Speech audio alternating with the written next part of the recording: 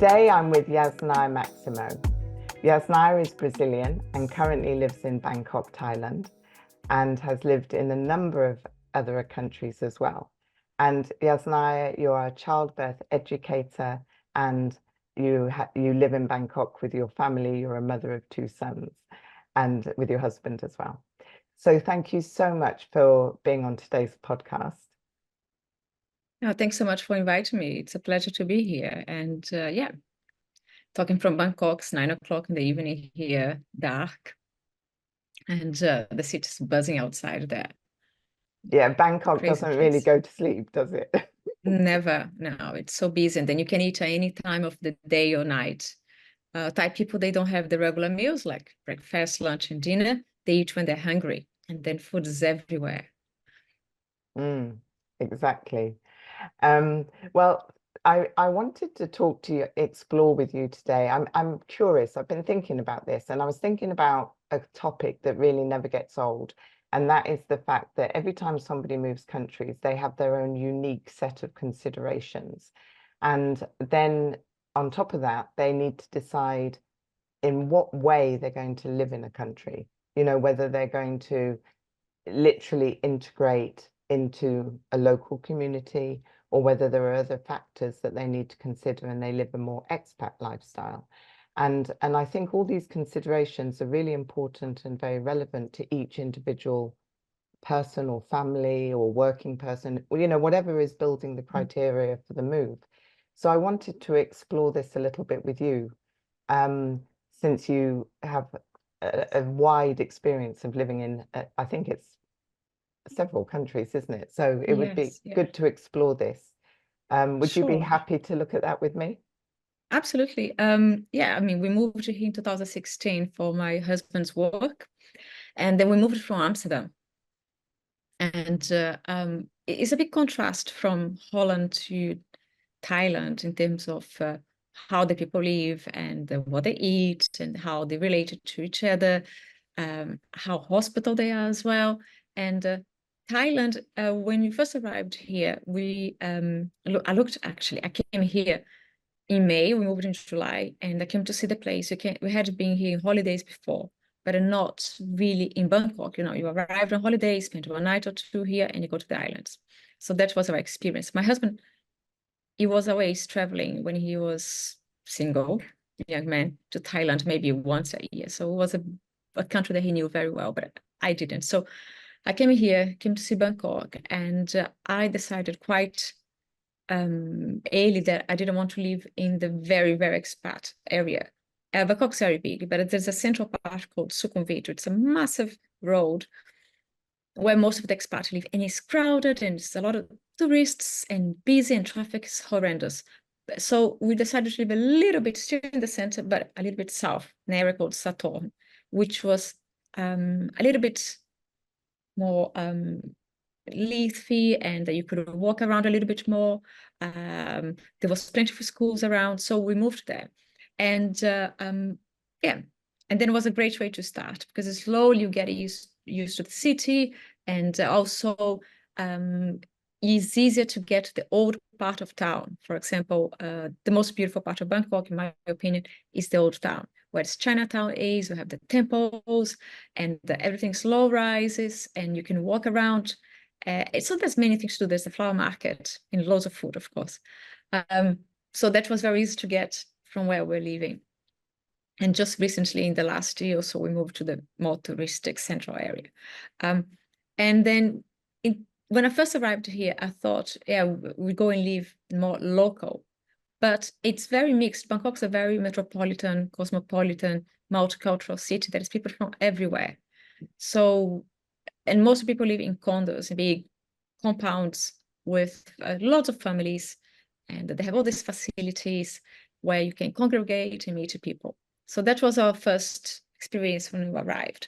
And I didn't think that when I first came here, my kids went to an international school, as you do. But looking in retrospect, I should have put my kids in a bilingual Thai English school to start with. So they will benefit of learning the language the first year, and then move to another school. I do regret that. And I recommend if someone's moving to a country with a very exotic language, that they should put the kids, if they're young enough, in a school that they can learn very quickly. When you But first went to Thailand, how long were you going for? Did you have a vision with your husband how long you would stay? no, I thought it would be 2-3 years here. Mm. And that's like when you come as an expat, normally you have 2 years contract and they're renewed, and it works like that.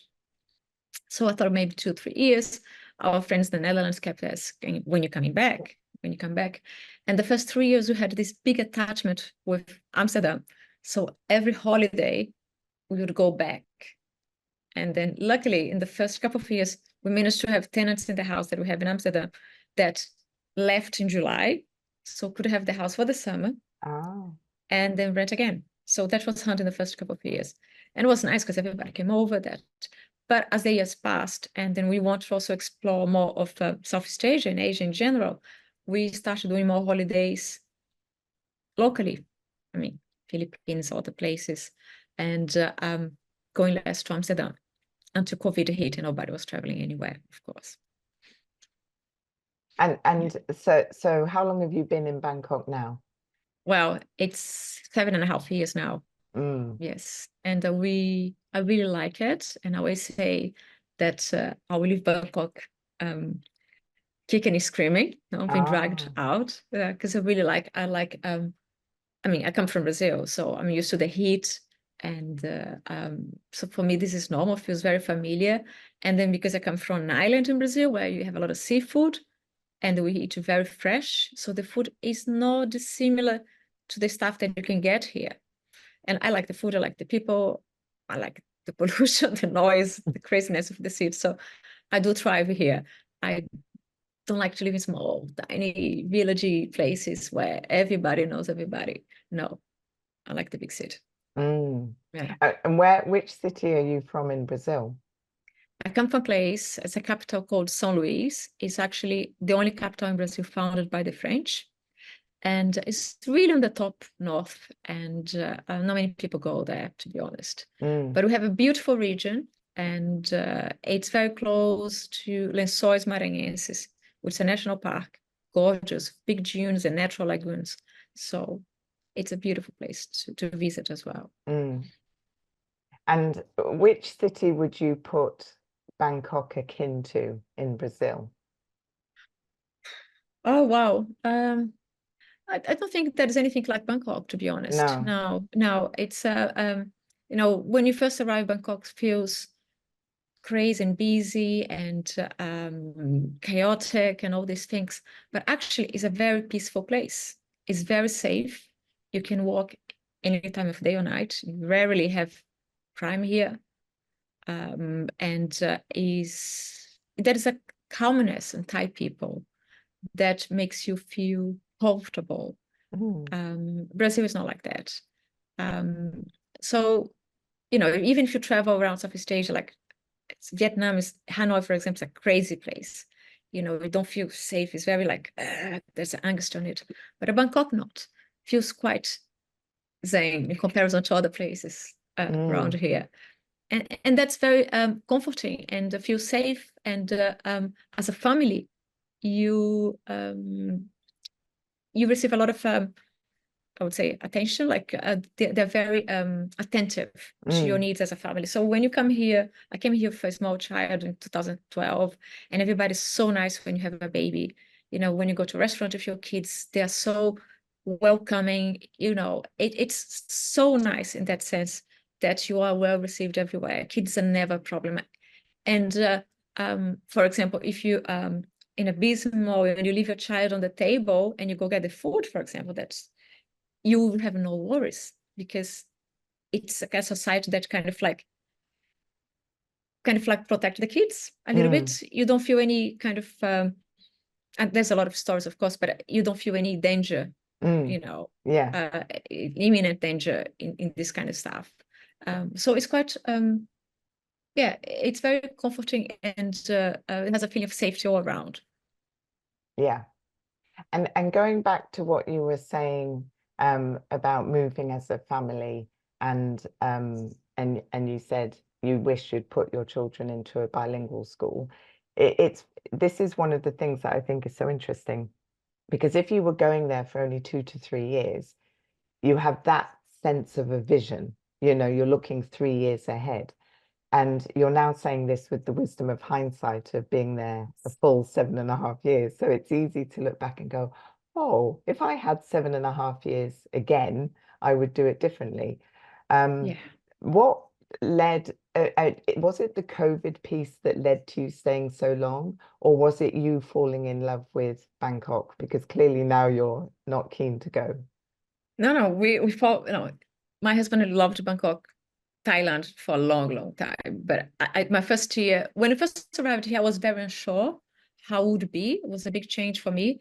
And to be honest, I absolutely hate moving. For me, it's a nightmare. Boxes, packing, giving stuff away, throwing away. It's a nightmare for me. I don't like it. So we moved here, and it was a big change. And we decided as well to come very light. We put some stuff in storage in Amsterdam, rented our house. I came before, brought some boxes of Legos and toys for the kids, left here, and we came back. Came back to live here with not much stuff. And we started a new life. And in the first 6 months was a lot of adaptation. And unfortunately, 4 months after we moved here, my mother got very sick in Brazil and died. So I had to leave everything and go to Brazil and then come back here and then adapt. But in the year that passed, we got used to the life here and the easiness of it. Bangkok's very convenient. You can get anything delivered to you. Everything's simple. There's no complication. I mean, coming back from Holland, where everything is more, it's not as easy as could be, in terms of customer services or accessing information, things like that. Now here is quite easy. You can get things done for you easily, and there's always people willing to help. So it's good, even if you don't speak the language. There's always some kind of like a little bit more civility. That's how I would explain that. Just, I think coming from a country where there is so much social difference, people tend to help each other a little bit more. It's normal. Yeah. Absolutely. Yeah. And how in that, so obviously your husband was very keen to be there, and as you got there you started to adopt similar feelings. And how did Absolutely, your yes. children because was one of them old enough to really remember Amsterdam and remember? Absolutely. Yeah, so how is that kind of transition? Yeah, I used to say that, I'm from Brazil, my husband's German, but my kids were Dutch. And because my older one, he was born in a houseboat and he spoke Dutch as first language. And then the first year here for him was kind of difficult. And then at a certain point said, I don't like here. And then slowly start to adapting a little bit more. And he's well adapted now. And he's in the last year of school. But yeah, the second child, he was quite young, he was 5 years old. And then he kind of like wave into the school and made friends very quickly. So for him it was quite easy, I think. And he has lived here longer than anywhere else in his little life. So now he's 13, so it's almost 80 years here.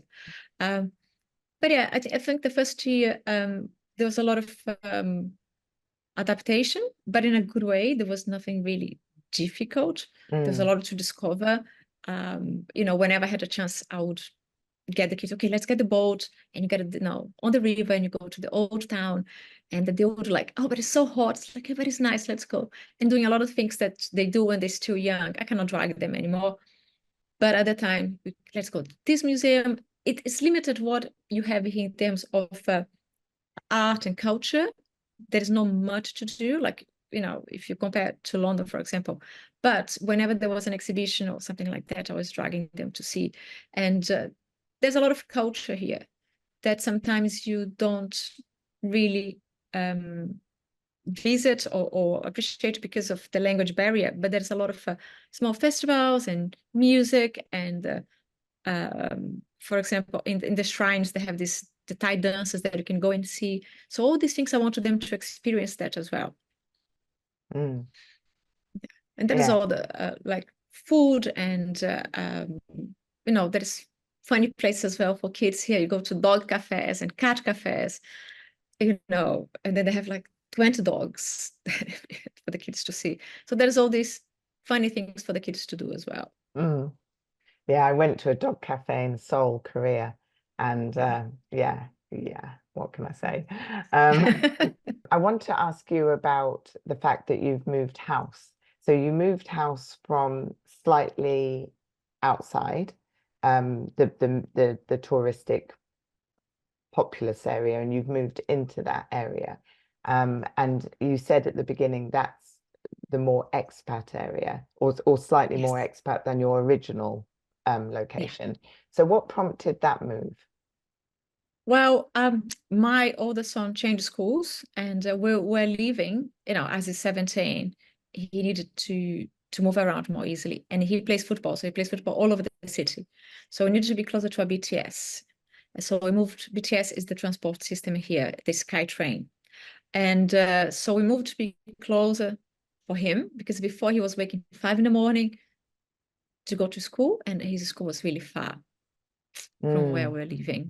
Really on the schools of facilities, they're outside the town a little bit. So we moved for that. And so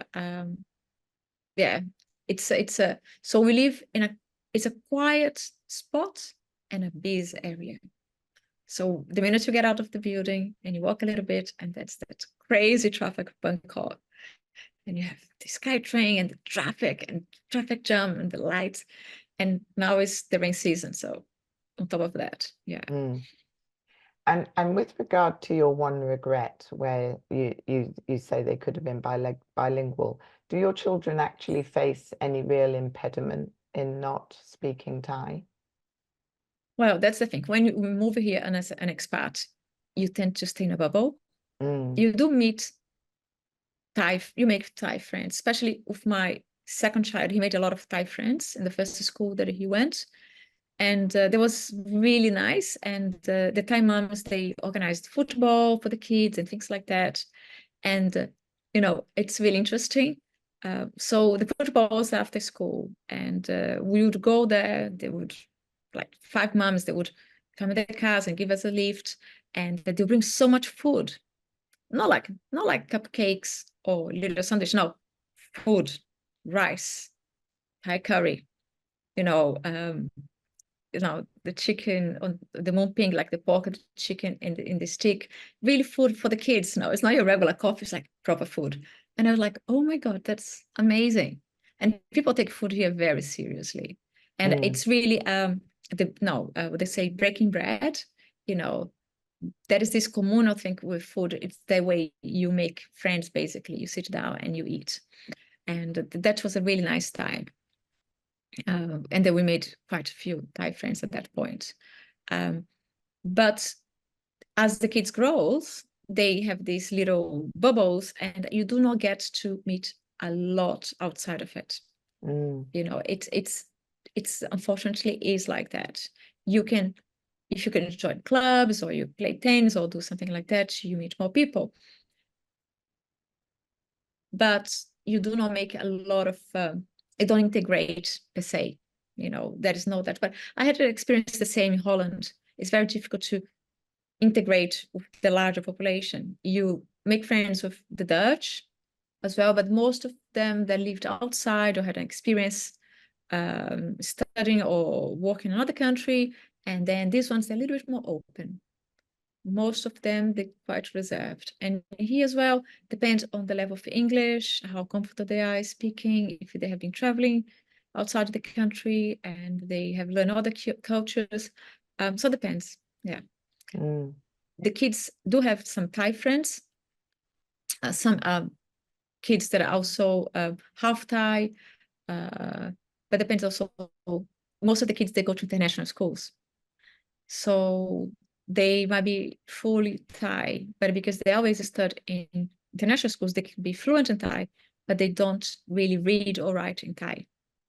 That's something that you see these a lot here. Yeah, they are highly educated, but they also a little bit separate for their own culture. Oh, if they're Thai children, because Yes, they can go to converse international readily. schools. Ah, Yes, yes, yes. yeah, they're internationally educated. They fully speak and understand Thai, but when it comes to read or have no certain words, they're a bit lost. Yes. Mm, mm. Yeah, in terms of your children being in an international school and and having that education, were they in an international school in Holland as well? Or were they in a No, local school? Because no. you said they relate to themselves as Dutch children at that point. Yes. Yeah, yeah. I mean, kids go to the nursery and the daycare in Holland quite early when the mothers go back to work. They have a very short maternity leave there, like 3 months. It's really short for an European country. So the kids go to that the kinderopvang, the kindergarten there quite early. They can go from 6 weeks actually, and yeah, and then they go to the preschool, and then they get into school at 4 years old. The day they turn 4, they can start the school. So they went to regular school, and the school was 2 minutes from our house, and it was a good experience, I think. Yes, things have changed a lot in terms of education there in Holland, what I hear from my friends. But it was a very good experience. They are fluent in Dutch, both of them. And also because we're not Dutch, me and my husband, when they're like 2.5, they go to the preschool where they go 3 or 4 mornings a week so they can learn Dutch. So it's very organized in that terms of supporting the kids to learn the language. Mind you, it's not an easy language to learn. I really tried. I tried for a long time, and I still can't do it. So yeah, they're fully fluent. And when we first moved here, I found a young Dutch guy that was doing internship here, and he used to come every Sunday to just play football for the kids and speak Dutch. Mm. But they started losing it. Yeah. And how are they with their Dutch language now then? Well, my youngest one completely forgot. But the older one, he has Dutch friends still back in Holland, and then he does understand. Yes. I think he needs a few months there and he'll be fluent again. Mm. And how as bilingual parents have you brought them up in terms of languages? What language have you chose? What was the first language you chose to introduce them to? Well, the language at home is English. That's the language I speak with my husband. When my son was, I mean, we spoke Portuguese, and my husband spoke German. We spoke English, and he spoke Dutch in the daycare. But he was very slow speaking, my first child. And as a first-time parent, you really worry about everything. So we did all this test, and they told us there's no problem, but you need to reduce the amount of languages. So stick to the English and the Dutch. So we did, and he did improve. When the second one came along, then we tried to do better, but the English kind of prevails. And then when we moved here to go to international school, it's just English. Mm. But they And do speak German. oh, they Yeah, speak German as well. yeah. It's I don't speak Portuguese. I'm sorry. And Uh, do you miss speaking Portuguese on a regular basis? um, no, to be honest, not. No, I do. Yes, I left Brazil so long ago. I do speak family, of course. But if you're gonna say something in Portuguese, does that come to me naturally? It has to. Mm, Yeah. you have to No think. anymore. Yeah. When I've traveled, I've either moved to countries, I've either just been me or me and my husband. So I've never had to consider the wider needs, if you see what I mean. So I'm curious about how that has played out for you as a independent person, a married person, and then as a mother. Well, it's yeah. I mean, when you have a family, when you become a mother, then you don't really think about yourself that much. You really say, okay, what is going to work better for the kids? And unfortunately, it's like that. You don't have that luxury of really choosing. They make the choices for you. That's over. But my kids are big now, and I think there was a time when they were smaller that you really have to make the decisions really based what's going to be best next for them. And then, but I have a 17 years old, soon 18, and I think soon he's going to leave the house. And they make their own decisions now, you know, and that's very visible. My choices, my husband's choices is a second plan, you know, so they make the decisions and you just have to go with it. So like, for example, what are you doing this weekend? So, you know, simple things, what they have to do, what football, things like that. And then we have to adapt our plans to them. When it comes to move country, when we moved here, they were 5 and 9. And I mean, they didn't have any input. Everything was decided by us. And that's the school you go, and that's how things gonna be. That's where you're going on holidays. Now it's very different, you know. I want this, I don't want that, and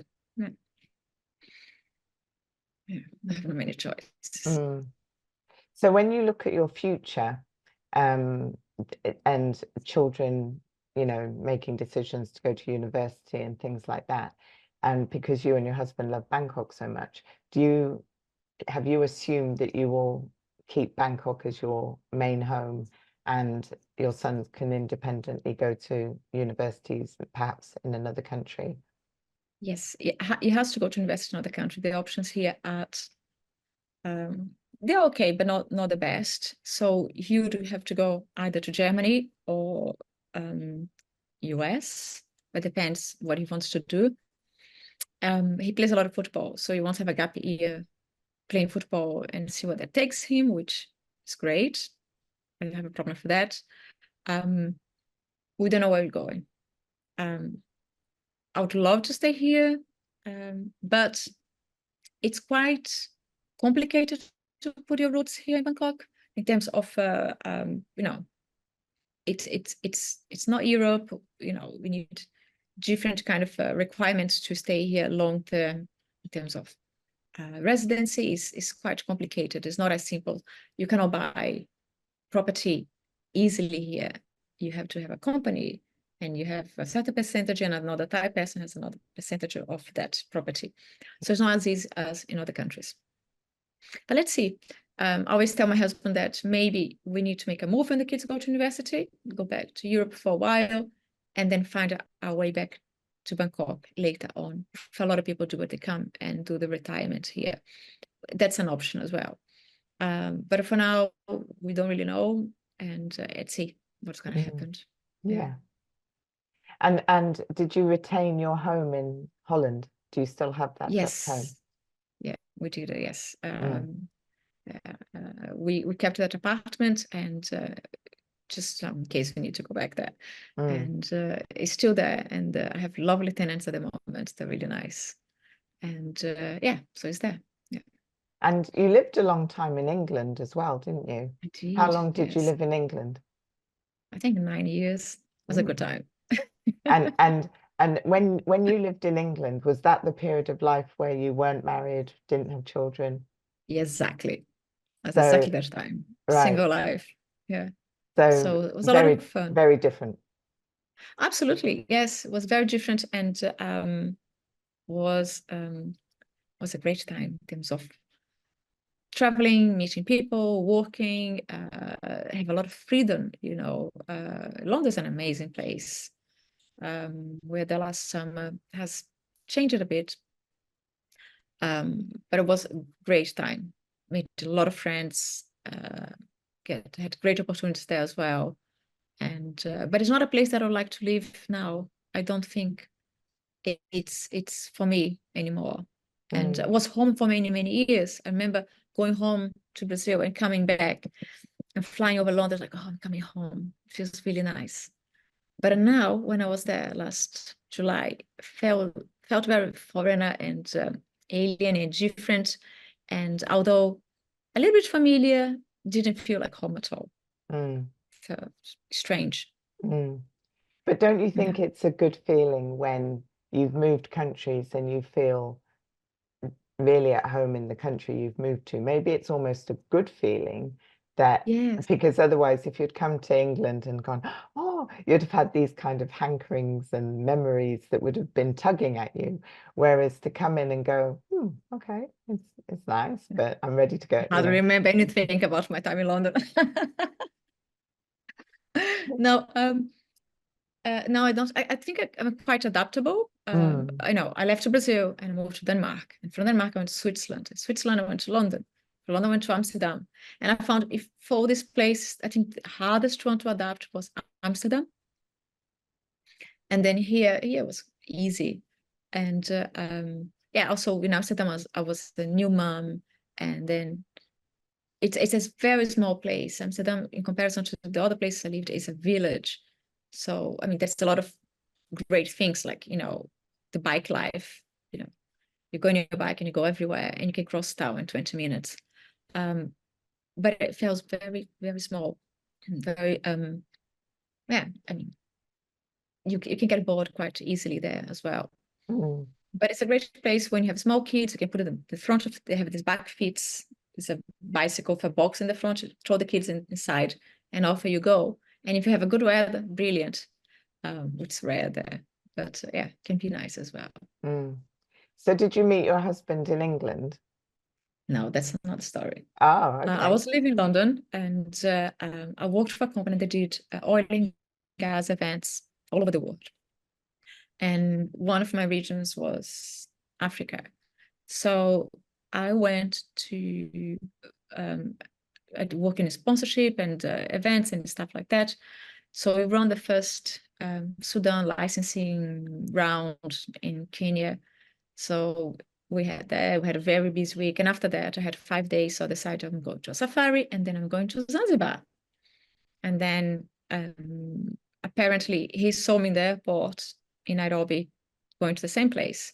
And he thought, oh, maybe I should be going to Zanzibar. And yes, and after we met there, and just because his luggage didn't come, and he started chatting me, oh, did your luggage come? I was like, no, yeah, mine is here.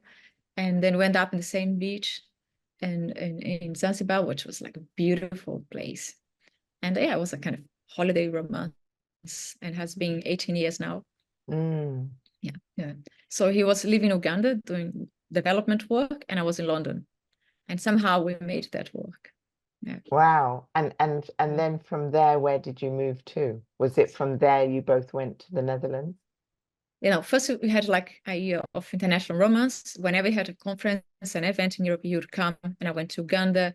We did an amazing trip going to see the gorillas in the mountains there. It was wonderful, beautiful. And Lake Bunion as well. So it was a very nice time of meeting in different places and have this holiday romance. And then eventually we settled in Amsterdam.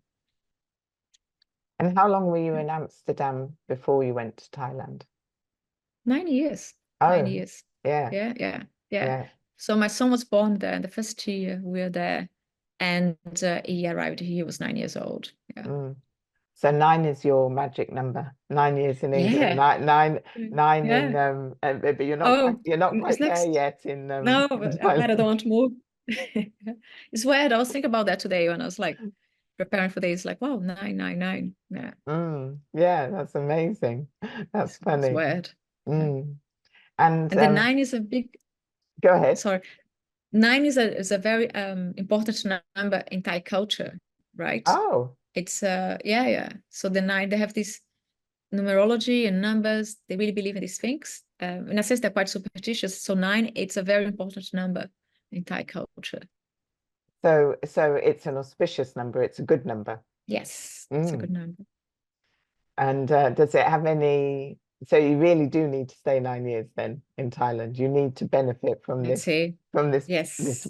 So yeah, maybe happens. I did not know that about the number 9. I know different numbers in different countries have certain significances, and it's always helpful to learn the numbers that, carry quite a lot of weight. And I've been in and out of Thailand for many years, but I did not ever know that. So that's fascinating. And sometimes you go into a building here and then you go in the lift and there is no 13.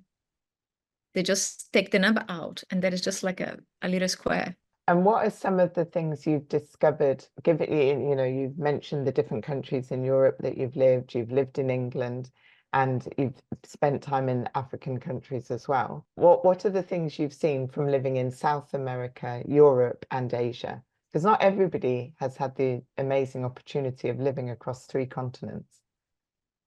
Yeah. One thing that I really like to do is to mix with the people,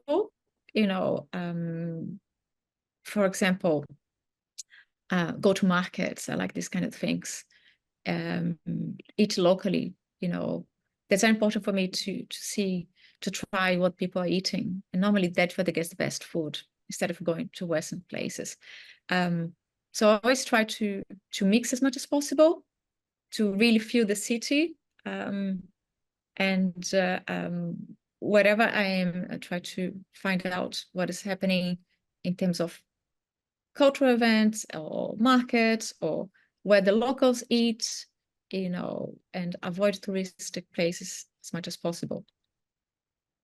In Europe, sometimes Amsterdam has a lot of these little markets and things like that, and you can find these things quite easily. Here, the old town, and there's some areas of Bangkok, like Bangkok, that are lovely. You walk on the streets and they have these tiny little alleys that's full of plants, and that's where people live. And you go inside, and at the end of these alleys, they have a shrine. And sometimes this shrine is by the river, and that's beautiful places to be found. And then next to it, there's someone cooking, and that's the best food. So there's a lot of little things. So I'm a big believer of mixing, ingraining yourself a little bit where the normal people live. And then you see what is the seat is. And then, to be honest, if I didn't have to send the kids to a school, I would live in Old Town in Bangkok with the locals, because I think that's where you have amazing old houses, and there's a full community there. It feels really nice. But it's very difficult to get in and out of that area if you have to send kids to school. Yeah. But also when I was traveling in Africa, like in Zanzibar, for example, I used to get into the markets there. There is a Medina old town there that you can go and see things. So yeah, I always like to. I'm very curious to see how people live and what they eat and how they interact and watch them. I really like that. And generally, I think when my experience of being curious is that you're very well received. People appreciate the interest, Yes. because interest is quite innocent. It's just interest. It doesn't carry Yes. anything with it. So I think you have the opportunity when you're curious to actually discover things that you wouldn't otherwise discover if you're purely playing a touristic role. And so what are some of the things you've discovered in Bangkok? Because I love Thailand, but I've only ever been there either for work reasons or a couple of holidays. So I've never had that deeper and my experience of Thailand came through my Thai colleagues. So, I worked in publishing and I would go to Thailand to handle business meetings and things like that. And so everything that I got exposed to was through them. And I remain very grateful for that experience. But what are some of the things you've discovered from your curiosity in Thailand that the average tourist is not seeing or learning or picking up on? Or maybe they're getting a sense of it, but not really getting in there. Well, apart from food, there's some amazing places. And then sometimes there is really good places to eat, and gets destroyed by some sort of influencers. They come and find it, they discover the place, and then the next month is completely destroyed. But there is very few nice places to eat. There's a specific fish soup here with seafood that's absolutely amazing. But but there is other things that is special occasions as well. And you know, in the last years in Thailand, there was I think just when you arrived here, there was few roads in the old town that were kind of renovated. Some Thai people bought this old Chinese business and made cafes and bars and bookstores and things like that in the old town. And that 7 years ago, that was just the start of it. Now it's quite touristic. But there is these spots of places. And for example, there is a family, they have a restaurant in the house outside Bangkok where they get the best seafood from province. And you have to call them and book in advance to go eat this amazing food. And it's very simple. It's like a family home. And also, when people come to Thailand, they come to these known places. They go to Phuket, Samui, and go to Koh Phangan, you know, these famous islands. But there is so many other places. For example, the Trang province, they have like 4 small islands that are not touristic at all. So if you want to relax and have a beautiful beach just for yourself, then you go there, and the seafood is amazing. So there's many little places that you have to go and explore out of the beach, the beaten track, basically. You know, go there and find out. And some islands are Muslim islands, so they have nothing to do at night time. But it's perfect. Say that again. There's nothing to do at night time. Yeah, there's nothing. So you fully relax there, and you have, yeah, it's calm. There's no tourists. There's no masses. So there's many things to discover. So me and my husband always like to go to these places that are there's not many people. You know, that are more quiet. The sea is clear, and yeah, and drag the kids to there, and it's always nice. I think it's really interesting listening to you talk about this, because it's very natural, even though we're more and more international as people and we can read more and learn more, we still tend to migrate to what we hear about, or, you know, and even though I really love Thailand and things like that, I'm still guilty of doing all the things everyone else does, so to speak. You know what I mean? So it's really interesting to have you share that there's always more, and there's more to be discovered. Yes. And you know, Yes. and it's totally available.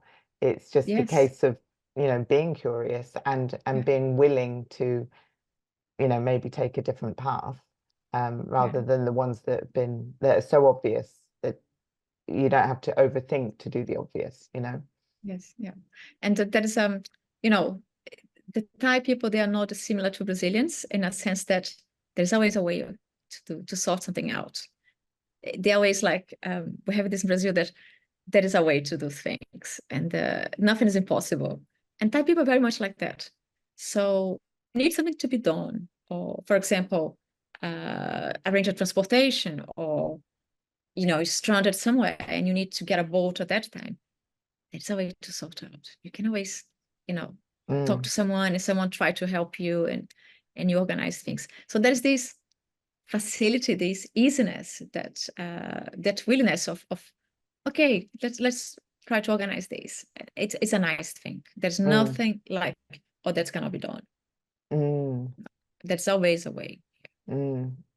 Yeah, that's amazing. Yeah. Yeah, we found that in Lagos in Nigeria when we lived there. People are There you very, go. yeah, you know, solution Yes. oriented. Yes. And Resolved. yeah. And when you think of you mentioned right at the beginning the hospitality in Thailand, which I think is one of the pulls for me.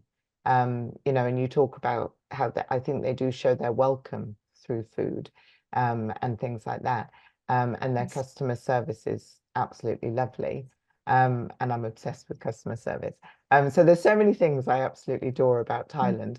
And it's really lovely listening to you, because you're not disappointing me. You live there, and you're not No, I love it. you're not putting another spin on it. No. So but how does that compare to the hospitality you've seen? It really is quite when I look at the different countries I've been to, the hospitality in Bangkok, it does overlap with some of the countries in Asia to a degree, but it's really quite unique when you compare it to America or Europe or Not to say hospitality is not great in those places, but it has its Different. own unique charm, I would say. Yeah. Yeah. It's you know, they call the land of smiles for a reason. You said yes. The only thing I'd say, it's no, you always get this excellent service. I don't recall any situation here in Thailand that I had bad service. But at the same time, that smile hides a lot of things. So, and I think that's something that my kids learned with the friends, that they don't know the kids who smile and hide the feelings. For example, if they had friends and there was something that they sensed they didn't like, they would not say. They just like, but that's very cultural here. You do not lose face. You like that. And there was maybe sometimes you want things to be, let's say, like mobile bills that is complicated, or you're going to change your phone number, something like that. And they can be like, they will help you, but is very bureaucratic as well. You said that's, you know, that's one thing that I would say is extremely bureaucratic. When you're going to do your visas, and then you go for like a pile of paper like that, just to get a stamp for 6 months, 1 year. And you do that every year. So it's not perfect. The systems are kind of like bureaucratic and old school, but it work for them. They kind of like have to do it, stamping every single paper and signing it. But yes, there is this always a smile, always welcoming. You know, if they have food, they will share, and being kind to the children. You never badly received anywhere. There's no like, oh, kids, nothing. It's always very welcoming. Yeah, and I think people are coming back to Thailand because of that, you know. But you don't know what's behind the smile. That's the thing. Yeah. And I had the experience of teaching English in London, and it was a very multicultural class, and several were Thai. And when I would ask what to me was a very humdrum question, you know, as in I had no attachment to the answer. You know, I might say something like, "How are you finding living in London?" for example. And I don't expect them to say good, bad, or, you know, they can say whatever they want. And I discovered, obviously it was just a question for the English lesson, but I discovered through them that they wanted to say what I wanted to hear. Right. That's what they told me.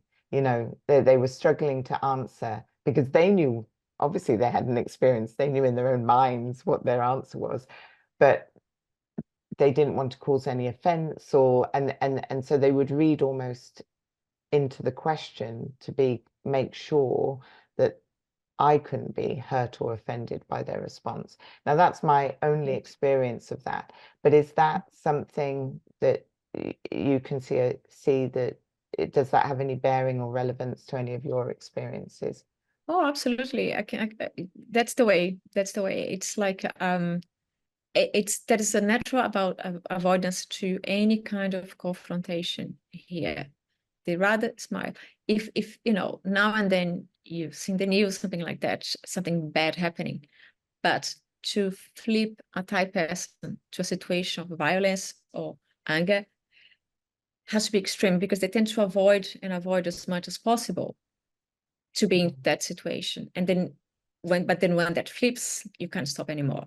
But yeah, it's a natural avoidance. And you see that as well in the Thai families. They you know, they have grandparents. There's a lot of respect and for the elders, and that's really, you know, it's a constant in the culture of these things of respect, and then not saying things, of accepting, and yeah, just a little bit of submission, say, you know, to get into it. And you see that as well.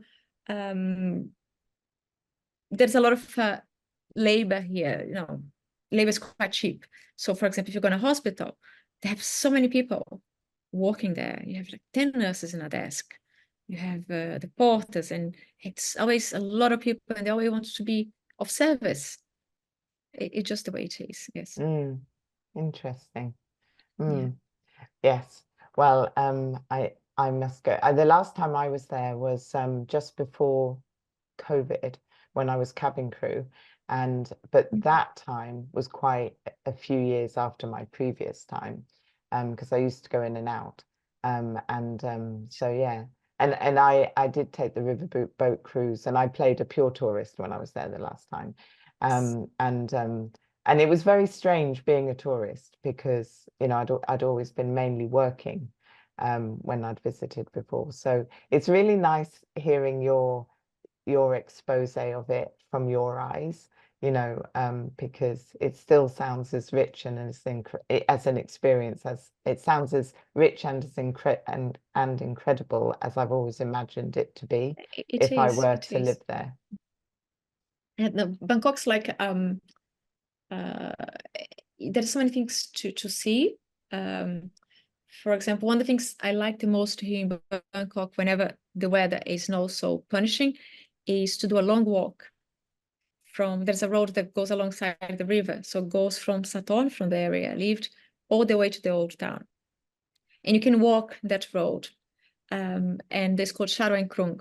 So you go from there and you go all the way through the Chinatown, and you end up in the flower market. And it's an amazing place to go because in these small roads, there is many places to eat and try things. They have one place, they have this amazing black sesame seed cake. It's really good. And, and you go there and you find a special fried rice that you never tried before. There's so many things to discover, and it's an amazing walk to do it. And I don't see many tourists doing that. Some people do stay in the old town, but they don't take the time. Some do, but not all of them, to see what the communities eat or they do in the daily lives and things like that.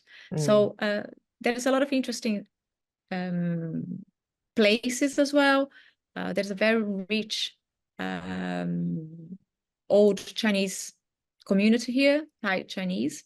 That is a completely different ballgame from the Thai in the old town, and that they have really beautiful places. And across the river, they have an old kind of storage area that they try to preserve as much as possible. But, I think eventually they will sell the land as well. So there's many places that you need to go and see before they disappear, because Bangkok grows fast every day. Buildings are being, skyscrapers are built up very quickly here. 2-3 years, you have a new one. And the city's changing very fast. For the 7-8 years that we're here, so many new places. Yeah, it's a shame because I think one downside that I feel here, that's not much interest in preserving the memory, there's beautiful wooden houses from 100-200 years ago. They're called Rama 9, Rama 8 kingdom, and they're just like, they go to rot, and there is no preservation on that. You have beautiful colonial houses here as well to see, but there are few, the ones are well preserved. And that's a bit of a shame. Yeah, to see the city disappearing. Yeah. And becoming very different. Yeah. Yes. And yeah, I really noticed that from the time I'd been there before to the time I went in fact, when I went the most recent time, which was 2009, the beginning of 2019, I think, I was actually quite lost. I'd had my bearings before. I could keep returning, and I would, there was a sense of familiarity, and it was very new, I felt. Sure. Yeah. Yeah. And yeah. Changing, yeah. And changed it even more now, the last 4 years, I think. Big complexes and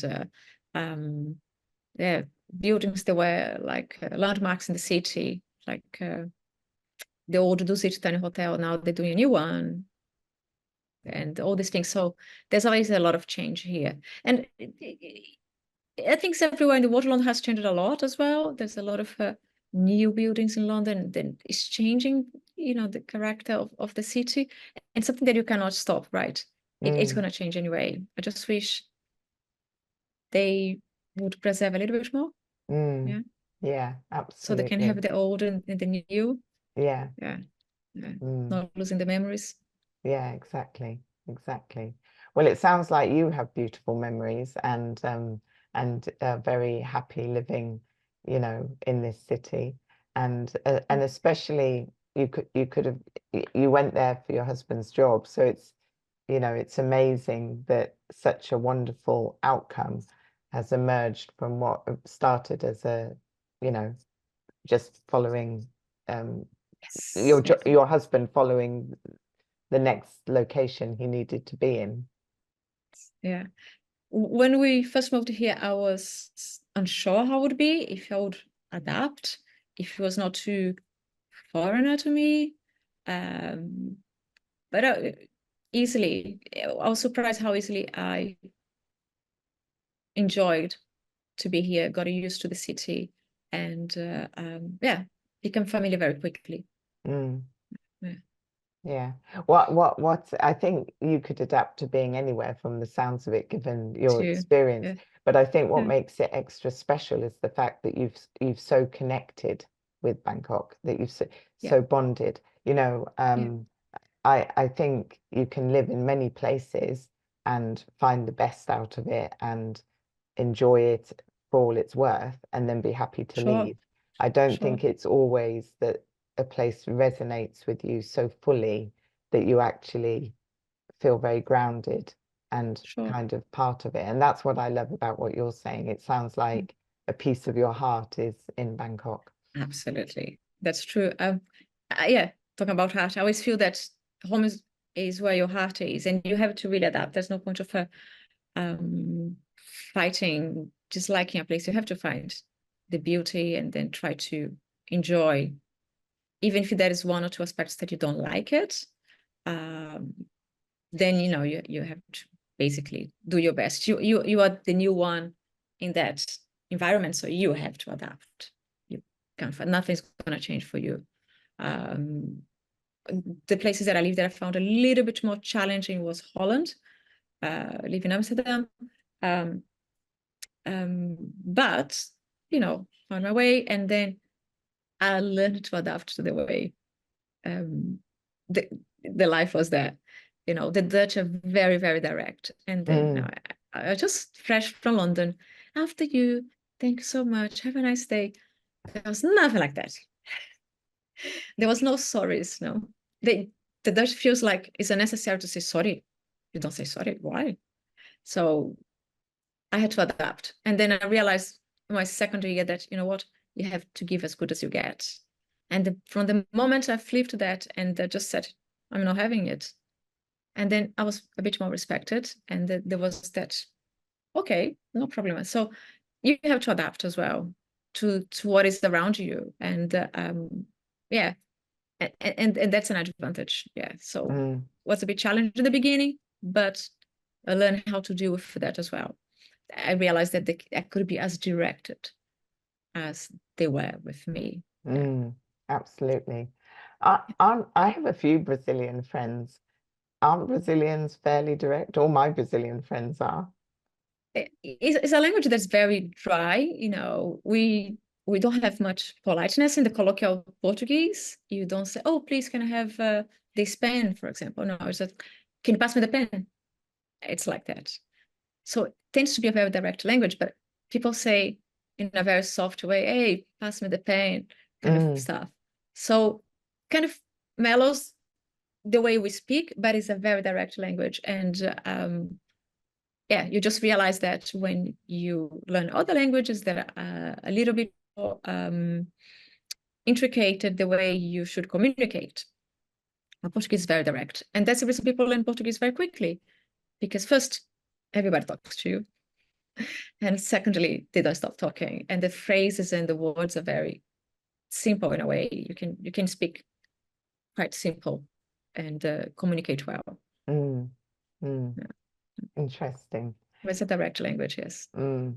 I think you would empathize with me when I went through a transition of working in Asia, which I'd done for a number of years. So I was in and out of the UK and Asia, to working from UK to Europe. And my first country in Europe to work with was Holland. And so I came from this very, like you say, the layers of face, being very respectful. You didn't talk about your personal life too much. You know, they knew the bare essentials. They knew whether you were married or not, but they didn't know anything. They didn't know details of your life in that sense. And then I went to Holland and I went to a meeting, and the first meeting was these really brazen questions, and I was so taken aback because I'd been dealing with Asia for years, Yes. and I was literally like, "Oh, take me back to Asia. I can't handle this." You know, Yeah. even though I come from a very direct family, and you know, I'm more direct than most British people, but I'd got molded by my experiences of working with Asia for so long, and then I was not ready for that level of you know, Sure. yeah, it was Yeah. different. Yeah. That is. I did work in recruitment in Holland, and one thing that always surprised me that, you know, questions that you never ask in UK, for example, like, are you married? Do you have kids? Do you plan to have kids? You know, you never ask anyone. But in Holland, to be a regular question during your, you know, interviewing a candidate. Are you married? Do you plan to get married? Do you, you know, are you married when you're going to have kids? And that's like, you just cannot ask these questions. But, you know, I had many candidates that they were going through this investigation process during an interview, and it wasn't it is a normal thing to do it, yeah, in Holland. Yeah, Yeah, it's very it's interesting. strange. Yeah. Yeah. Yeah. Well, moving countries or traveling from country to country just really opens our eyes. And not only that, I mean, like if you look at your life, it led to your marriage, it's led to so many discoveries and so Yeah. many, you know, your life looks completely, it's literally been created from nowhere and nothing to what it is. You know, it's not what it would, it's not predictable. It wasn't predictable. Right. Yes. Yeah. Sure. Um, yeah. I left Brazil when I was like maybe 24. I had to finish my degree in law at the time, and then I did a couple of years working, and then I went to Denmark. And from there, I wanted to improve my French in Switzerland because I didn't want to go to France. So, and from there, I went to London because my English at the time there was no English basically. So I went to London to improve my English. That was supposed to be 6 months to 1 year, and that would be many years. And I never thought I would live in Amsterdam. I had visited, and then I didn't have the best memories of visiting Amsterdam.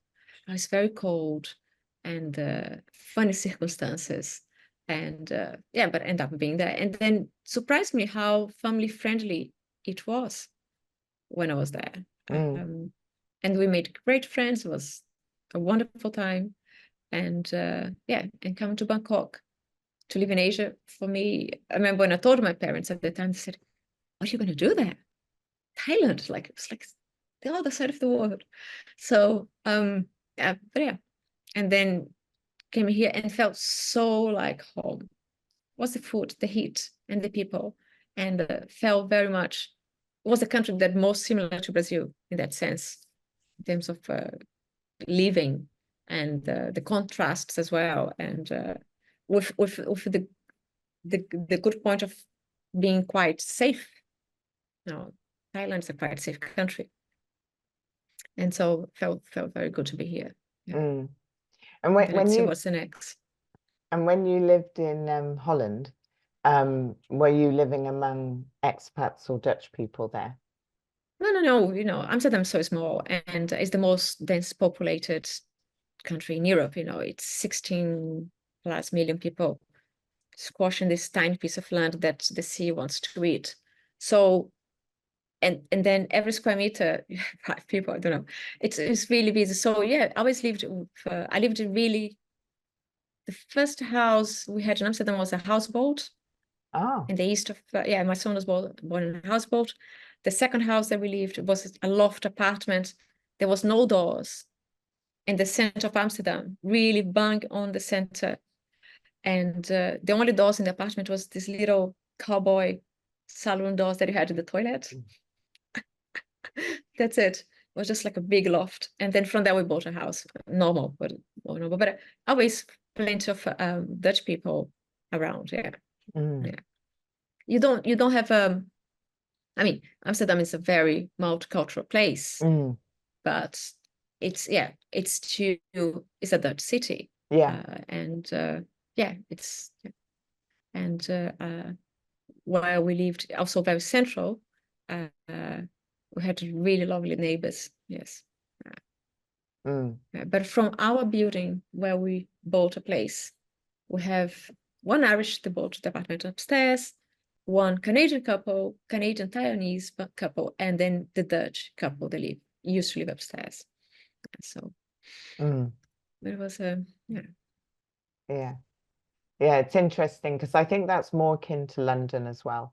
You know, like if you move into London, you could, I mean, I know there are certain areas outside of London where certain cultures may migrate to, or even within the wider bit of London, you know, but essentially it's up to the individual. It's mixed, yes. Yeah, the individual could live, you know, anywhere. Well, subject to finances, but you know, technically could live anywhere. Sure. I mean, the thing is, when we bought in Amsterdam back in 2008, just when that financial crisis was happening, and we still have the place there, but many of our friends that live there and grow the families, they had to move out of Amsterdam because you were out of space and out of the market, basically, because things become so expensive in that city, and limited housing as well. And now every year the government try to change things, you know, to make people sell houses and move and make it affordable.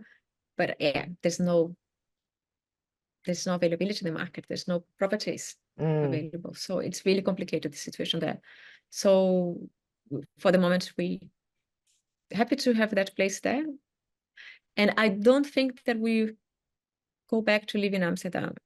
That's the thing. You might not go back to live there. Let's see. Yeah, well, it's interesting where life will take you next, you know, Yes. but you still got to fulfill another 18 months to tick off your 9 I years do. in Thailand. I have to stay here. Yeah, I will for sure. I'll stay a little bit longer, and hopefully more. Yeah, I It'd was be going to nice say, to stay longer. Yes, sounds like you'll stay longer. Yeah, I would love to. Yes, it's it's very familiar. But who knows? Yeah, I'm not attached. attached. No, yeah, attachment is not a good thing. No. You know, we have a saying in Brazil that, I don't know how you say this in English. It's a proverb that is say, in life, the rings that will go, but the fingers will stay. So you have to really put your attention and your efforts on the things that are important to life. It's your family, your health, your friends, and everything else that's material, housing, or object, that will go, you know, and money comes and goes. And the most important thing is to have the ones that you love close to you. And that's the way. Yeah, absolutely. Yeah, I think that's a lovely message to end on. Yes. And I really appreciate you sharing your experiences of Bangkok, My especially pleasure. on a personal note, given how much I love Thailand. Yeah. So thank you. Thank you very Pleasure. much. It was really nice to have this chat with you. And I'm lucky to be invited by you. Thanks You're so very much. welcome. Thank you. Thank you. My pleasure.